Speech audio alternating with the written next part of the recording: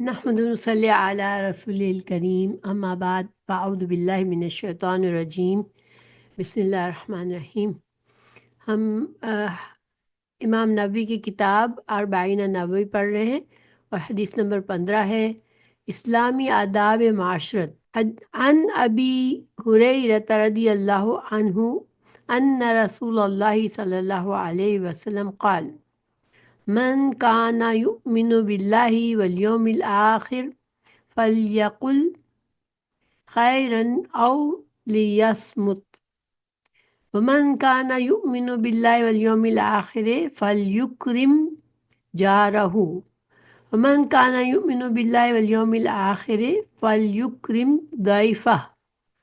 رواہ البخاری و مسلم۔ سیدنا ابو ہریرہ رضی اللہ عنہ سے روایت ہے کہ رسول اللہ صلی اللہ علیہ وسلم نے فرمایا، جو شخص اللہ تعالیٰ پر اور یوم آخرت پر ایمان رکھتا ہے وہ اچھی بات کہے یا پھر خاموش رہے، اور جو شخص اللہ تعالیٰ پر اور یوم آخرت پر ایمان رکھتا ہے وہ اپنے ہمسائے کی عزت کرے، اور جو شخص اللہ تعالیٰ کو اور یوم آخرت کو مانتا ہے وہ اپنے مہمان کی عزت کرے۔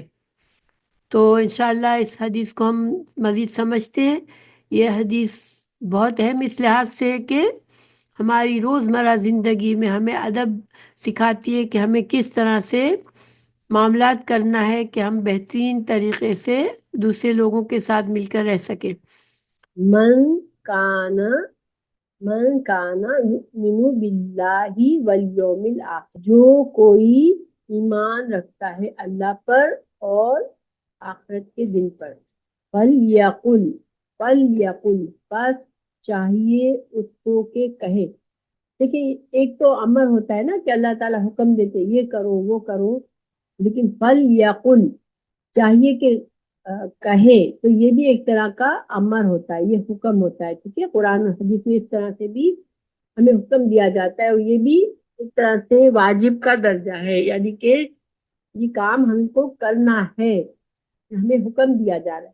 تو اللہ صلی اللہ علیہ وسلم نے کیا فرمایا کہ جو انسان، جو مومن، جو مسلمان اللہ پر ایمان رکھتا ہے اور آخرت پر ایمان رکھتا ہے، اس کو چاہیے کہ کہے خیرن اچھی بات، او لیصمت یا تو اچھی بات کہے یا کیا کرے خاموش رہے، یعنی بات کرے تو پھر اچھی بات کرے، اور اگر اس کے پاس کوئی اچھی بات کہنے کو نہیں ہے تو وہ پھر چپ رہے۔ من کان یؤمن باللہ والیوم الآخر، دیکھیں اس بات پر دوبارہ زور دیا گیا، لیکن دوبارہ اس جملے کو دہرایا گیا، جو ایمان رکھتا ہے اللہ پر اور آخرت پر، فلیکرم جارہ، تو اس کو چاہیے کہ عزت کرے، اکرام کرے اپنے جار کہتے ہیں ہمسائے کو، ٹھیک ہے، اپنے ہمسائے کی عزت کرے، اکرام کرے، اس سے اچھا سلوک کرے۔ من کان یؤمن باللہ والیوم الآخر فلیکرم ضیفہ، اور جو اللہ پر ایمان رکھتا ہے اور آخرت کے دن پر ایمان رکھتا ہے تو وہ کیا کرے کہ اپنے مہمان کا اکرام کرے، اپنے مہمان کی ضیافت کرے۔ تو یہاں پر ہمیں 3 باتوں کا حکم دیا گیا ہے، ٹھیک ہے، اور تینوں باتیں بڑی اہم ہیں اور اس کو ایمان کا حصہ بنایا ہے۔ دیکھیے جب بھی اس طرح سے حکم دیا جاتا ہے نا کہ جو اللہ پر ایمان لاتا ہے یا تو وہ ایسا کام کرے، تو مسلمانوں سے بات ہو رہی ہوتی ہے، اس کا مطلب ہے اللہ پر ایمان تو ہے، جبھی تو ہم مسلمان ہیں نا، لیکن جب ہم سے اس طرح سے بات کہی جاتی ہے تو اس کا کیا مطلب ہے کہ ہمارے ایمان کی تکمیل کے لیے، کہ ایمان جو ہے کم بھی ہوتا ہے زیادہ بھی ہوتا ہے، تو اگر ہمارے ایمان کو مکمل کرنا ہے، ہمیں صحیح معنوں میں مسلمان ہونا ہے تو ہمیں یہ کام کرنا ہے، یہ مطلب ہے، ٹھیک ہے، کہ مسلمان ہونے کا جو مسلمان ہونے کی ایک خصوصیت، ایک نشانی یہ بھی ہے کہ ہمیں یہ کام کرنے ہیں۔ تو پہلا حکم کیا ہے؟ اپنی زبان سے اچھی بات کرو، اگر اچھی بات نہیں کر سکتے تو پھر خاموش رہو۔ اور آخرت پر یقین سے کیا مطلب ہے کہ جس کو یہ یقین ہے کہ میرے تمام معاملات کو، میرے تمام ایکشن، میرے اعمال کو لکھا جا رہا ہے، تو پھر اس کا مجھے ایک دن قیامت کا دن آئے گا جس میں اللہ سبحانہ تعالیٰ کے سامنے مجھے پیش کیا جائے گا ان سب اعمال کو، اور مجھے اپنے اعمال کے مطابق مجھ سے معاملہ کیا جائے گا، مجھے جزا اور سزا دی جائے گی۔ تو پھر انسان جو ہے یہ سب کام کرے، یعنی کہ اچھی بات کرے ورنہ خاموش رہے، اپنے ہمسائے کے ساتھ اچھا سلوک کرے اور اپنے مہمان کی ضیافت صحیح طرح سے کرے۔ اب دیکھیں کہ ان کی مزید وضاحت ہم ایک ایک کی پڑھتے ہیں کہ اچھی بات کیا مطلب ہے، اچھی بات کرے قول خیر یا خاموشی۔ تو اس کے بارے میں دیکھیں، یہ زبان انسان کی بہت چھوٹا سا حصہ ہے، جسم کے پورے جسم کے مقابلے میں زبان جو ہے بہت چھوٹا سا حصہ ہے، لیکن یہ انسان کے لیے یا تو اس کی کامیابی کا ذریعہ بن جاتا ہے دنیا میں بھی اور آخرت میں بھی، اور یا پھر اس کی تباہی اور بربادی کا سبب بنتا ہے۔ آپ دیکھیں گے کہ دنیا میں بھی جس انسان کی زبان صحیح نہیں ہوتی، جس سے ہمیشہ غلیظ بات نکلتی ہے، لوگ اس سے دور بھاگتے ہیں، اور جس کا اخلاق اچھا ہوتا ہے، جو اچھی طرح سے بات کرتا ہے، تو لوگ اس کو پسند کرتے ہیں اور اس کے لیے دنیا میں بھی کامیابی ہوتی ہے، اور آخرت میں تو اس کی کامیابی کا دار و مدار، بہت بڑا دار و مدار انسان کے اس چھوٹے سے عضو پر ہے کہ ہم نے دنیا میں اس چھوٹے سے عضو کے ذریعے کتنے گناہ کما لیے اور کتنے نیکیاں کما لی۔ اچھے سے اچھا انسان، نمازیں پڑھنے والا، اللہ سے ڈرنے والا، ایک لمحے میں کوئی ایسی بات کر جاتا ہے جس سے وہ بہت بڑے گناہ کو کما لیتا ہے، کہ اس کا ہمیں احساس بھی ہوتا ہے کہ واقعی میں نے یہ بات کیوں کہی، لیکن ہمیں سنبھال کے بولنا چاہیے۔ اگر ہم کم بولیں گے تو انشاءاللہ ہم سوچ سمجھ کر بولیں گے تو ہم سے یہ گناہ کی باتیں کم نکلیں گی۔ تو اللہ تعالیٰ نے ہمیں قرآن میں بھی بتایا کہ ما یلفظ من قول الا لدیہ رقیب عتید، کہ انسان جو کچھ بولتا ہے اس کے لکھنے کے لیے ایک نگران تیار کھڑا ہوا ہے۔ دیکھیے، ہمیں بولتے وقت یہ احساس نہیں ہوتا کہ ہمارے فرشتے تو ایک ایک چیز لکھ رہے ہیں۔ اگر ہمیں واقعی میں ہم ہر وقت ہمیں یہ احساس ہو، دیکھیں ہم جب پبلک میں ہوتے ہیں تو ہمیں کتنا احساس ہوتا ہے نا کہ ہم لوگوں میں ہیں، کہ کس طرح سے ہمارا حلیہ ہے، کس طرح سے ہم بیٹھے ہیں، کس طرح سے ہم بات کر رہے ہیں۔ تو ہم تو ہر وقت پبلک میں ہوتے ہیں، ہمارے جو فرشتے ہیں وہ تو کبھی بریک نہیں لیتے، وہ ہماری ایک ایک ایکشن کو لکھ رہے ہوتے ہیں۔ اللہ تعالیٰ نے ہمیں قرآن میں بھی بتا دیا کہ انسان جو کچھ بولتا ہے اس کے لیے لکھنے کے لیے ایک نگران تیار رہتا ہے۔ اور دوسری جگہ پر فرمایا، یہ سورہ قاف کی آیت تھی، اور دوسری جگہ فرمایا ان علیکم لحافظین کرامن کاتبین، یہ سورہ انفطار میں ہے کہ تمہارے اوپر معزز فرشتے مقرر ہیں جو تمہارے اقوال اور اعمال تحریر کرتے رہتے ہیں۔ اللہ تعالیٰ ہمیں اس احساس کو ہمیشہ ہمارے دل میں واضح رکھے کہ واقعی ہماری ہر بات، ہر عمل ہمارا لکھا جا رہا ہے، تو انشاءاللہ ہم محتاط ہو جائیں گے۔ رسول اللہ صلی اللہ علیہ وسلم نے ایک بار اپنی زبان کو پکڑا اور حضرت معاذ رضی اللہ عنہ سے فرمایا کہ اے معاذ، اسے قابو میں رکھا کرو، یعنی کہ زبان پکڑ کر اشارہ کیا اور حضرت معاذ رضی اللہ عنہ کو نصیحت فرمائی کہ اے معاذ، اسے قابو میں رکھا کرو، یعنی اپنی زبان کو قابو میں رکھا کرو۔ انہوں نے پوچھا کیا ہم جو کچھ بولتے ہیں اس کا بھی مواخذہ ہوگا اور حساب ہوگا؟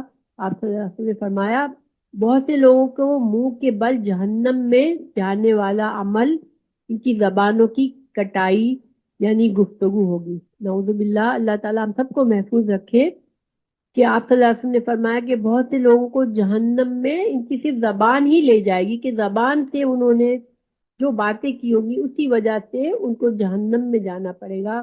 تو اس لیے زبان کی خوب حفاظت کرنا چاہیے، انسان جب بھی بات کرے تو اچھی بات کرے ورنہ خاموش رہے۔ بعض اوقات ہم کہیں محفل میں ہوتے ہیں تو جو بڑا بڑھ چڑھ کے بات کر رہا ہوتا ہے، لوگ بڑا اس سے متاثر ہوتے ہیں کہ اس کی باتیں بڑی دلچسپ ہیں، محفل میں جان ڈال دیتا ہے وہ پرسن، لیکن اس پرسن کے لیے سب سے زیادہ خطرہ بھی ہوتا ہے۔ اور جو بندہ خاموش ایک کونے میں بیٹھا ہوتا ہے، جس سے کوئی بات کر رہا ہے نہ وہ کسی سے بات کر رہا ہوتا ہے، وہ بعض اوقات زیادہ فائدے میں رہتا ہے۔ تو اللہ تعالیٰ ہمیں محفوظ رکھے، زبان کے استعمال ہمیں اچھا صحیح استعمال کرنا سکھا دے ہمیں، کیونکہ زیادہ باتیں کرے گا، جتنی زیادہ باتیں کرے گا انسان تو اس سے غلط بات کرنے کا اندیشہ بھی بڑھ جائے گا۔ تو اللہ تعالیٰ ہمیں سوچ سمجھ کر بات کرنے والوں میں سے بنائے، تو جو خاموش رہا وہ نجات پا گیا۔ بعض اوقات انسان کو احساس نہیں ہوتا، لیکن ہم جب بول رہے ہوتے ہیں، خاص طور سے جب ہم پبلک میں ہوتے ہیں اور ہم بس بولے چلے جا رہے ہوتے ہیں، ہمیں احساس نہیں ہوتا، لیکن ہمارے بعض انسان کے الفاظ اللہ تعالیٰ محفوظ رکھے، وہ ایسے ہوتے ہیں کہ وہ اس کو جہنم کی گہرائیوں میں جا ڈالے گی. کہ بعض لوگ صرف فن کے لیے دین کا بھی مذاق اڑا رہے ہوتے ہیں، تو صرف اس لیے کہ لوگ ان کی باتوں سے محظوظ ہو، ان کو جیسے اہمیت حاصل ہو لوگوں میں، لیکن یہ بات بڑی مشکل ہے، بہت ہی نقصان دہ ہے. تو ایک شخص بات کرتا ہے، اسے اپنی بات کی سنجیدگی کا احساس نہیں ہوتا، اور اسی بات کی وجہ سے مشرق اور مغرب کے درمیان مسافت سے بھی زیادہ جہنم کی گہرائی میں جا گرتا ہے. تو یہ آپ صلی اللہ علیہ وسلم کی حدیث ہے، یہ جو ابھی میں نے پڑھی یہ حدیث ہے کہ انسان بات کرتا ہے اور اس کو احساس نہیں ہوتا کہ میں نے کتنی بڑی بات کر دی ہے، اور وہ بات اس کو جہنم سے کی گہرائی میں لے جاتی ہے. اور دوسری حدیث میں آپ نے فرمایا کہ جو شخص مجھے اپنے دو جبڑوں کے درمیان والے عضو یعنی کہ زبان، اپنی دو ٹانگوں کے درمیان والے واقعہ عضو یعنی کہ شرمگاہ کی ضمانت دے، یعنی کہ ان کی حفاظت کی ضمانت دے، تو میں اسے جنت کی ضمانت دیتا ہوں. یعنی یہ دو چیزیں ہیں انسان کے جسم میں جس کی وجہ سے انسان سب سے زیادہ گناہ کرتا ہے. رسول اللہ صلی اللہ علیہ وسلم نے فرمایا کہ جو انسان ضمانت دے کہ ہاں میں ان دو چیزوں کی حفاظت کروں گا اور ان کے گناہوں سے بچوں گا، تو پھر آپ صلی اللہ علیہ وسلم نے کیا فرمایا کہ میں اس کو جنت کی ضمانت دیتا ہوں کہ وہ ضرور جنت میں جائے گا. ایک دفعہ آپ صلی اللہ علیہ وسلم سے پوچھا گیا کون سی چیز لوگوں کو جنت میں لے جائے گی؟ آپ نے فرمایا دو چیزیں ہیں، خوف الہی اور حسن اخلاق. یعنی کہ جس کے دل میں اللہ کا خوف ہوگا کہ وہ ہمیشہ کچھ بھی کام کرتے ہوئے یہ سوچے گا کہ میرا اللہ مجھے دیکھ رہا ہے، میں کوئی گناہ کا کام نہ کروں، تو یہ خوف، اللہ کا یہ خوف اسے جنت میں لے جانے والی چیز ہے. اور دوسرا حسن اخلاق، اچھا اخلاق جس کا ہوگا وہ اسے جنت میں لے جائے گا. اچھا اخلاق بہت ہی اہمیت ہے اس کی، بہت سی حدیثیں ہیں اچھے اخلاق کے بارے میں کہ انسان اپنے اخلاق سے کسی کو تکلیف نہ دے تو انشاءاللہ اس کو جنت ملے گی. پھر آپ سے پوچھا گیا صلی اللہ علیہ وسلم کہ سب سے زیادہ کون سی چیزیں ہیں جو جہنم میں لے جائے گی؟ تو فرمایا دو چیزیں ہیں، ایک زبان اور دوسری شرمگاہ. کہ یہ دو چیزوں کی وجہ سے انسان ایسے گناہوں میں پڑ جاتا ہے کہ وہ جہنمی بن جاتا ہے، ایون دو کہ وہ مسلمان ہوتا ہے. پھر اس کے علاوہ بہت سی حدیث میں زبان کی حفاظت پر زور دیا گیا، تو اسی وجہ سے اس حدیث میں زبان کی حفاظت کو ایمان کا حصہ بنا دیا کہ اگر تم کو اپنا ایمان مضبوط کرنا ہے، اپنے ایمان کو کامل کرنا ہے، تو پھر کیا کرنا ہے کہ پھر تم یا تو اچھی بات کرو یا پھر خاموش رہو. ٹھیک ہے، تو یہ پہلا حصہ ہے. اس کے بعد اکرام الجار یعنی کہ پڑوسی کی عزت کرنا. تو پڑوسی جو ہے اس کے حقوق کے بارے میں اسلام میں بہت سی باتیں ہمیں کہی گئی ہیں، یہاں تک کہ قرآن میں رشتہ دار ہمسائے کا الگ میں مینشن کیا گیا اور غیر رشتہ دار ہمسائے کو الگ مینشن کیا گیا، اور دونوں کے حقوق بتائے گئے. یہ اتنی زیادہ اہم چیز ہے کہ قرآن میں اس کو خاص طور سے اس کا ہمیں تاکید کی گئی کہ ہمسایوں کے ساتھ اچھا سلوک کرنا ہے. اگر ہمسایہ مسلم نہیں ہے تب بھی اس کے ساتھ ہمیں اس نے سلوک کرنا ہے اور اس سے تعاون کرنا ہے. ٹھیک ہے، کافر بھی اگر ہمارا ہمسایہ کافر بھی ہے تو بھی ہمیں اس کی عزت کرنی ہے، اس کے ساتھ تعاون اور اس نے سلوک کرنا ہے. ایک بار رسول اللہ صلی اللہ علیہ وسلم نے فرمایا کہ جبرائیل امین مجھے ہمسائے کے بارے میں اس قدر تاکید کرتے رہے کہ مجھے لگا کہ شاید ہمسائے کو وراثت کا بھی حقدار قرار دیا جائے گا. یعنی کہ ہمسائے کے حقوق پر اتنا زور دیا کہ آپ صلی اللہ علیہ وسلم کے دل میں یہ گمان ہوا کہ کہیں ہمسائے کو وراثت کا بھی حصے دار نہ بنا دیا جائے. آپ صلی اللہ علیہ وسلم نے دوسری دفعہ فرمایا کہ اللہ تعالیٰ کی قسم وہ ایماندار نہیں. آپ نے بار بار یہ الفاظ کہا، یعنی کہ آپ دہراتے رہے کہ اللہ کی قسم وہ ایماندار نہیں، یعنی کہ وہ اس کا ایمان کامل نہیں ہے. جو شخص، لوگوں نے پوچھا یا رسول اللہ کون ایماندار نہیں ہے؟ تو آپ نے فرمایا کہ جس کی تکلیفوں سے اور ایذا سے ہمسایہ محفوظ نہ ہو. تو جس شخص کا ہمسایہ اس کی تکلیفوں اور اس کے برے رویے سے محفوظ نہیں ہے تو پھر اس شخص کا ایمان بہت کمزور ہے. ایون دو وہ نمازیں پڑھتا ہو، وہ عبادات کرتا ہو، لیکن اس کا ایمان مکمل نہیں ہے. پھر جس کی تکلیفوں اور دکھوں سے ہمسایہ معمون نہ ہو وہ جنت میں نہیں جائے گا. یہ دوسری حدیث ہے. انسان کے پاس مسلمان ہے لیکن اگر اس کی تکلیفوں اور دکھوں سے اس کا ہمسایہ تنگ آیا ہوا ہے تو پھر وہ انسان جنت میں نہیں جائے گا.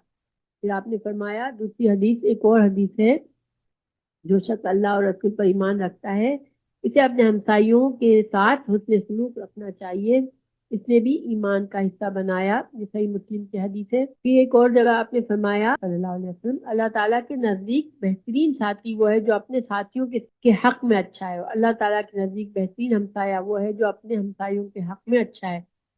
اب دیکھیں ہمسائے جو ہے نا وہ ایک وقتی طور پر بھی ہو سکتے ہیں، یعنی کہ ہم جاب پر ہمارے برابر میں کوئی ہے، اگر ہم جاب کر رہے ہیں، ہم اسکول میں پڑھ رہے ہیں، ہم کہیں سفر کر رہے ہیں، تو جو بھی ہمارے نزدیک ہے، ہمارے برابر ہے، ہمیں ان کو بھی اپنی تکلیف سے، اپنے برے سلوک سے ان کو بھی بچانا چاہیے. ٹھیک ہے، ان کے ساتھ بھی اچھا سلوک کرنا چاہیے. اس لیے وہ وقتی طور پر ہمارے ہمسائے ہیں لیکن ان کے بھی حقوق ہیں. پھر آپ صلی اللہ علیہ وسلم نے ایک حدیث فرمائی، ایک عورت بڑی عبادت گزار تھی، دن کے کو روزے رکھتی اور رات کو تہجد ادا کرتی تھی، مگر پڑوسیوں کے حق میں اچھی نہ تھی، وہ انہیں ایذا دیا کرتی تھی. آپ نے اس کے متعلق فرمایا اور جہنم میں جائیں گے. نعوذ باللہ. آپ صلی اللہ علیہ وسلم نے ایک دفعہ کبائر کا ذکر کرتے ہوئے سب سے پہلے شرک، یعنی ایک بار آپ صلی اللہ علیہ وسلم کبیرہ گناہ کی وضاحت کر رہے تھے کہ کبیرہ گناہ کیا ہوتے ہیں. اور آپ کو پتہ ہے کہ کبیرہ گناہوں کی سزا جو ہے اس سے معافی انسان کو سچی توبہ استغفار کے بغیر نہیں ملتی. اور بعض اوقات کبائر گناہ ایسے ہوتے ہیں کہ جن کی جب تک ان کی تلافی یا کفارہ نہ ہو جب تک وہ معافی نہیں ہوتی. تو کبائر گناہ میں یا رسول اللہ صلی اللہ علیہ وسلم نے فرمایا کہ شرک کبیرہ گناہ ہے. پھر روزی کے خوف سے اولاد کو قتل کرنا کبیرہ گناہ ہے. اس کے بعد آپ نے فرمایا ہمسائے کی بیوی سے زنا کرنا کبیرہ گناہ ہے. اب دیکھیں ویسے تو زنا کرنا اسلام میں کبیرہ گناہ ہے ہی، ٹھیک ہے، لیکن ہمسائے کی بیوی کا خاص طور سے ذکر کیا. اس کا مطلب ہے کہ یہ اس میں گناہ میں اور شدت میں اضافہ ہو جاتا ہے کہ اگر انسان اپنے پڑوسی کی بیوی کے ساتھ ناجائز تعلق کرتا ہے. اللہ صلی اللہ علیہ وسلم نے فرمایا کہ اگر سالن پکاؤ تو پانی ڈال کر شوربہ بڑھا دیا کرو اور ہمسایوں کے گھر بھی بھیج دو. اور اس زمانے میں سالن بڑی اچھی ڈش ہوا کرتی تھی، یعنی کہ جیسے اب اگر ہم اس آج کے زمانے میں اس کو ایسے لے کہ اگر ہم نے کوئی اچھا کھانا پکایا ہے گھر میں تو ہمیں اپنے پڑوسیوں کو بھیجنا چاہیے. جو مسلمان کی میں ہمسایوں کے بہت سے حقوق ہیں، اس لیے اللہ صلی اللہ علیہ وسلم نے اس حدیث میں ہمسائے کے حقوق کو ایمان کی تکمیل کا ذریعہ بتایا کہ ایمان کو کامل کرنا ہے تو ہمسایوں کے ساتھ اچھا سلوک کرنا ہے. پھر جو حکم اس حدیث میں آیا وہ تھا اکرام الضیف، یعنی اپنے مہمان کا اکرام کرنا، عزت افزائی کرنا. تو یہ بھی ایک اسلامی طریقہ ہے. اسلامی ہماری شریعت ہمیں اس پر بہت زور دیتی ہے کہ ہم مہمان کے آنے پر کبھی منہ نہ بگاڑیں اور کبھی مہمان کے آنے پر اپنے دل کو تنگ نہ کریں، کیونکہ مہمان جو ہے اس کی عزت کرنا ایمان کا حصہ ہے. کہ اگر ہم اپنے ایمان کو بڑھانا چاہ رہے ہیں، اپنے ایمان کو کامل کرنا چاہ رہے ہیں تو ہمیں مہمانوں کے ساتھ اچھا سلوک کرنا چاہیے. حضرت ابراہیم علیہ السلام کے بارے میں قرآن میں بھی آتا ہے نا کہ فرشتے آپ کے گھر آئے انسانوں کی صورت میں تو آپ جلدی سے ان کی ضیافت کے لیے بھون کر گوشت لے آئے.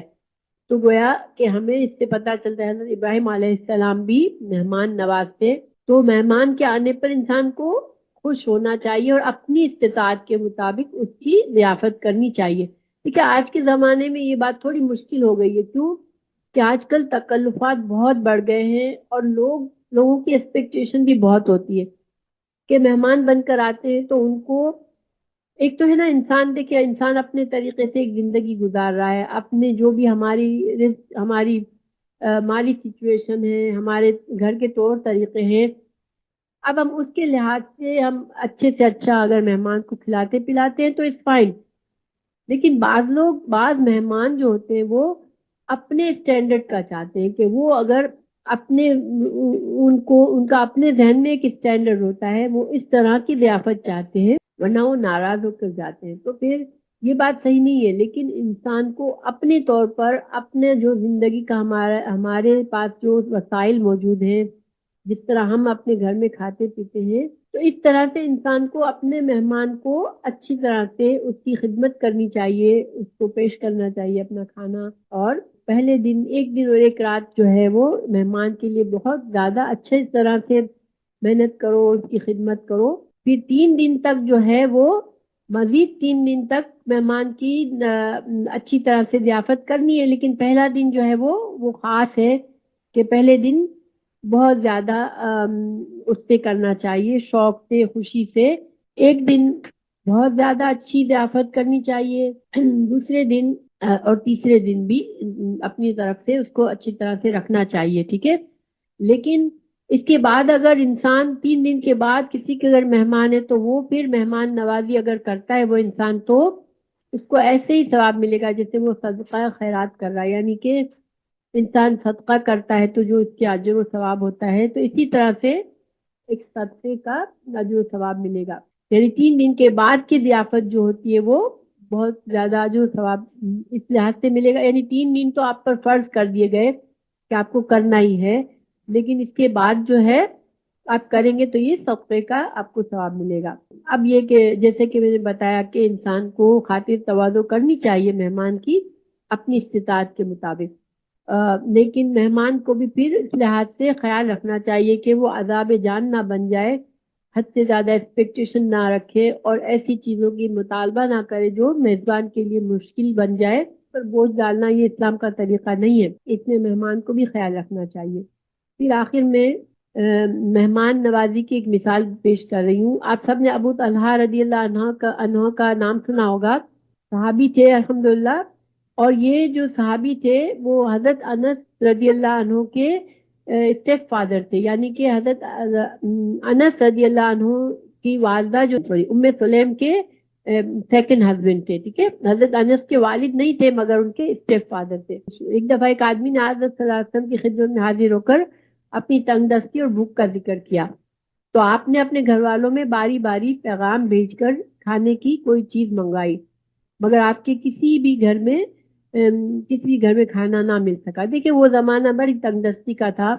اگر پیٹ بھر کے وقت کھانا مل جاتا تھا تو بہت بڑی بات ہوتی تھی. تو مہمان کے لیے کسی کے گھر میں اس وقت کچھ نہ ملا، اور آپ نے اپنے گھر میں بھی اپنے گھروں میں یعنی اپنی بیویوں کو بھی پوچھوایا کہ کسی کے گھر میں کچھ ہے تو سوائے پانی کے کچھ نہ تھا. آپ صلی اللہ علیہ وسلم نے فرمایا اپنے صحابہ کرام سے کہ آج رات کی میزبانی کون کرے گا. تو ابو طلحہ رضی اللہ عنہ جو تھے وہ انہوں نے کہا کہ میں میزبانی کروں گا. وہ اپنی بیوی کے پاس گئے، ان سے پوچھا گھر میں کچھ کھانا ہے. تو انہوں نے بتایا کہ بچوں کے لیے کچھ معمولی سا کھانا ہے. تو فرمایا کہ اچھا تم ایسا کرو، بچوں کو پہلا پسلا کر سلا دو، اور جب مہمان آئے تو کسی بہانے سے چراغ کو بجھا دینا، اور ہم ان کو یوں محسوس کرائیں گے جیسے ہم بھی ان کے ساتھ کھانا کھا رہے ہیں اور ہم مہمان کو کھانا کھانے دیں گے. تو جب مہمان نے کھانا کھا لیا پیٹ بھر کے اور صبح ہوئی، پھر جب تو رسول اللہ صلی اللہ علیہ وسلم کے پاس گئے حضرت ابو طلحہ، تو آپ صلی اللہ علیہ وسلم نے فرمایا کہ اللہ سبحانہ تعالیٰ نے تمہاری اس میزبانی سے بہت خوش ہوا. یعنی چونکہ اللہ تعالیٰ نے پسند فرمایا ان کے اس طریقے کو، تو رسول اللہ صلی اللہ علیہ وسلم کو بتا دیا گیا کہ اس طرح سے مہمان کی ضیافت کی گئی حضرت ابو طلحہ کے گھر میں. رسول اللہ صلی اللہ علیہ وسلم نے یہ خوشخبری حضرت ابو طلحہ کو سنائی.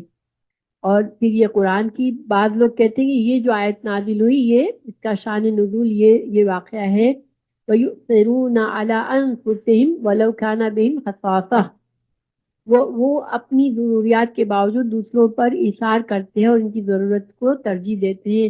انہیں اللہ تعالیٰ نے ان کی تعریف فرمائی سورہ حشر آیت نمبر 9 میں کہ ان کی یہ خوبیاں ہیں ان صحابہ کرام کی، ایسے لوگوں کی کہ جو اپنی ذات پر دوسرے کو ترجیح دیتے ہیں، دوسروں کی ضروریات کو ترجیح دیتے ہیں. چاہے وہ خود بھی ضرورت مند ہو لیکن دوسروں کی ضرورتوں کو ترجیح دیتے ہیں. سبحان اللہ. اللہ جس کی تعریف کرے تو وہ کیسا ہو سکتا ہے. آج کی ہماری حدیث مکمل ہوئی. خلاصہ یہ ہے کہ ہمیں 3 باتیں ایمان کا حصہ ہے. پہلی بات یہ کہ انسان زبان سے اگر کوئی بات کرے تو اچھی بات کرے ورنہ خاموش رہے. اور زبان کے گناہوں سے بچتا رہے، کیونکہ یہ گناہ انسان کو احساس نہیں ہوتا، لیکن یہ گناہ ایسے بڑے ہوتے ہیں کہ جہنم تک لے جاتے ہیں ایک مسلمان کو۔ تو اللہ تعالی ہمیں محفوظ رکھے کہ ہم اپنی زبان سے کسی کو تکلیف پہنچائے۔ دوسرا حکم یہ تھا آج کی حدیث میں کہ اپنے ہمسایوں کا انسان کی عزت کرنی چاہیے، ہمسایوں کے حقوق اللہ نے جو رکھے ہیں ان کے حقوق کو ادا کرنا چاہیے۔ کوئی اچھا کھانا بنائے تو مہمان کو اپنے ہمسایوں کو دینا چاہیے، اور ہمسایہ اگر بہت ضرورت مند ہے تو ان کی ضرورتوں کا خیال اپنی استطاعت کے مطابق رکھنا چاہیے۔ پھر تیسرا حکم ہمیں یہ دیا گیا کہ ہم مہمان اگر آئے تو مہمان کے آنے کو برا نہ سمجھے، بلکہ مہمان کی ضیافت کریں۔